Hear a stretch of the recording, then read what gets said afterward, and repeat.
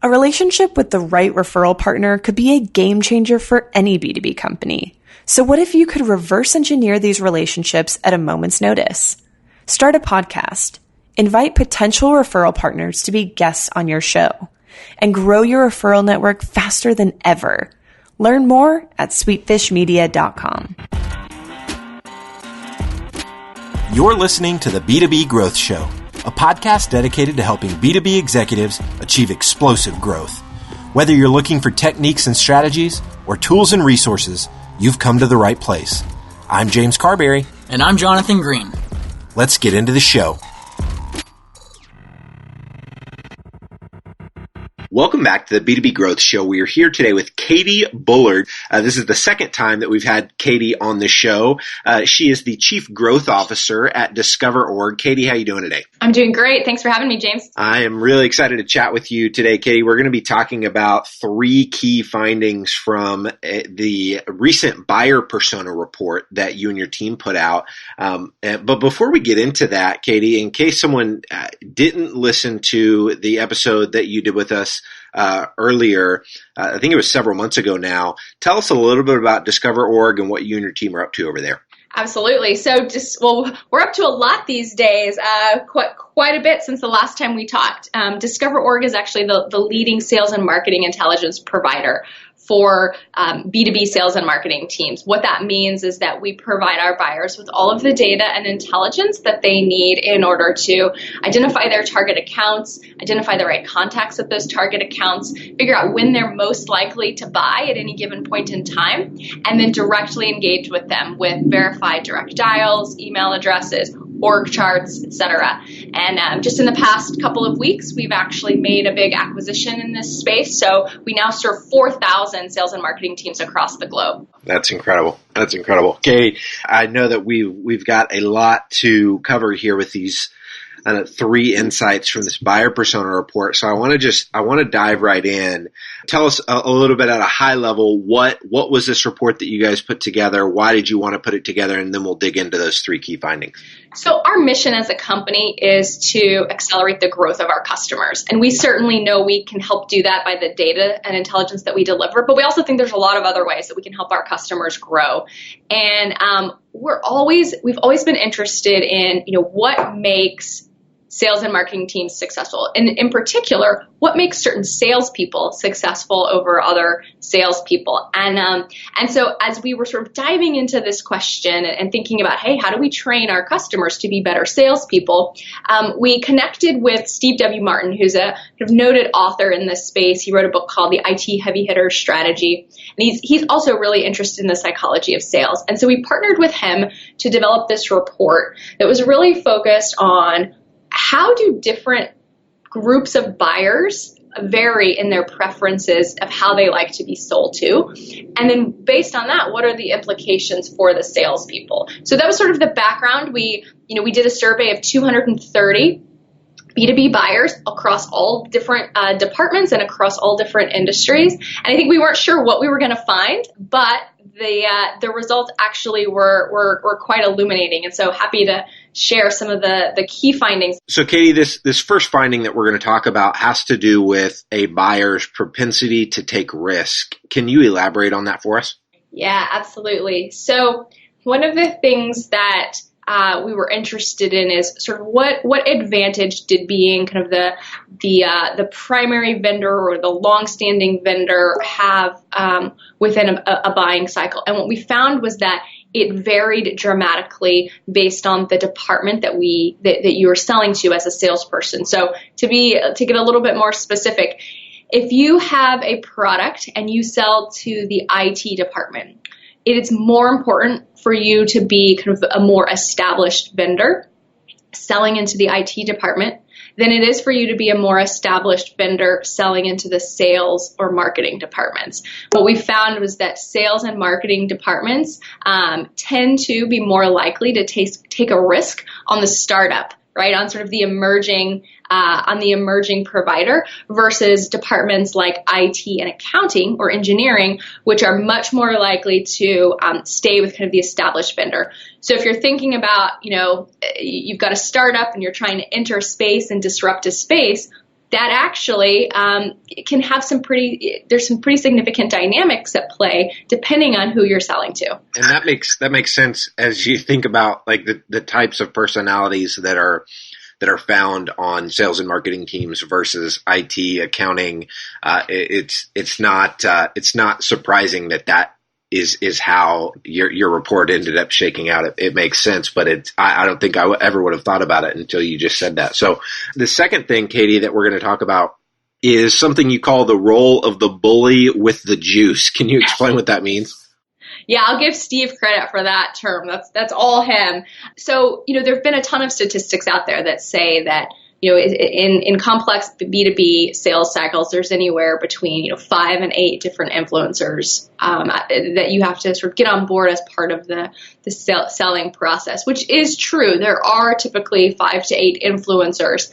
But what we found was that 89% of the time, there was one person who basically made the final decision.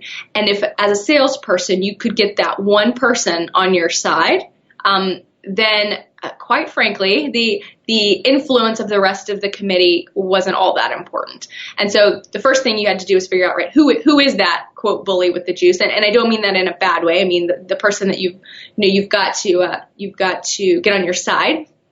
Who is that person? And then how do they, right, what is important to them, and how do you sort of connect with them? And I think that I think we all, if we've been in a sales cycle, we sort of know that intuitively. And yet at the same time, when we're mapping out our account plan or our opportunity plan, we're thinking about, okay, how do I connect equally with all 5 or 6 or 7 of these people? The point here is to be really effective, figure out who that one person is and figure out how to connect with them, and everything else will sort of follow. Were there any insights related to kind of how do you go about finding who that person is or determining who that person is? Are there certain indicators that you can look for? We didn't ask questions in the survey about how to look for it. But I think if you think through a typical sales process, there's typically the person who's asking the most questions in that initial meeting. There's typically that person who, if you're engaging with anyone else, they say, oh, I'm going to run this up through, so-and-so, or I'm going to get them to weigh in on this. And so usually pretty early on in a buying cycle, you can figure out who that person is. And then the trick is, like I said, and then really it's how do I connect with that person in particular. And oftentimes that person is the most difficult one to connect with, right? They're the one that sort of stays at arm's length from the salesperson. Is it typically the person with the most senior job title, or have you found that to not necessarily be the best indicator? It's not necessarily directly correlated. Certainly sometimes it is, but in some situations it's the person who, quite frankly, whose job is on the line with this purchase decision, right? There's somebody who is sort of staking their career on a particular technology that they're buying it. And so that person might not be the most senior person in the room. It might be the person who said, hey, trust me, I'm going to get this done. And thus they're the ones who are going to be the dominant influence in that committee.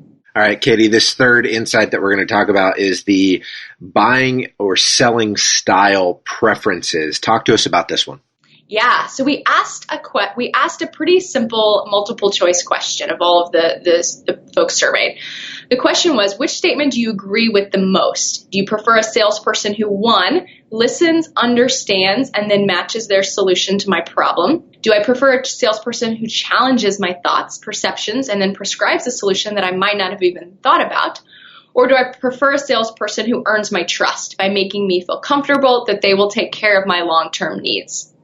So I'm curious, James, what do you think the most common response to that question was? Somebody who listens and matches the solution, who challenges me, or who earns my trust?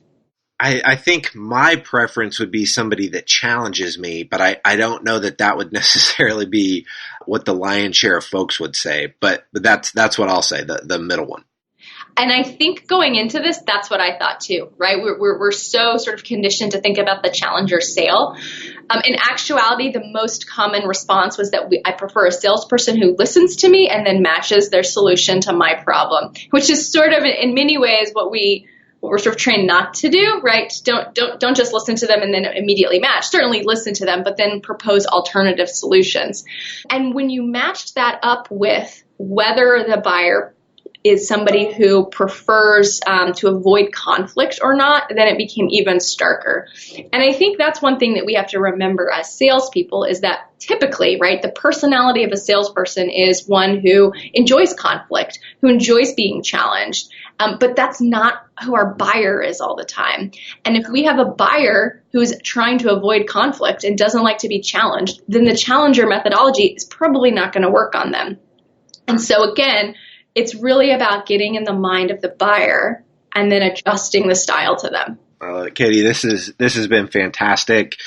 Is there anything else that you'd like to add to these three key findings before we let you go today? I think the one last thing that I would say is one of the last key findings that we discovered was that there's price sensitivity that varies dramatically again by department. And if you sell into departments that are cost centers versus revenue centers, so cost centers, right? Finance, legal, IT, typically, they're going to be a lot more price sensitive than if you're selling into revenue centers like sales and marketing. And so that's, again, something to keep in mind as you're going through your sales process. But overall, again, it was great findings. 230 people participated in this study. If you're interested in getting the full version of the study, you can download it on our website, which is www.discoverorg.com. Katie, thank you so much for your time today. This has been fantastic, so I really appreciate it. Thanks, James. If you're a B2B marketer, we want to feature you on sites like Huffington Post, Social Media Examiner, and Chief Marketer. Every week, we send out a question related to B2B marketing. We use the responses to those questions to fuel the content we write for really popular websites. So head over to sweetfishmedia.com/questions and sign up today. Thank you so much for listening. Until next time.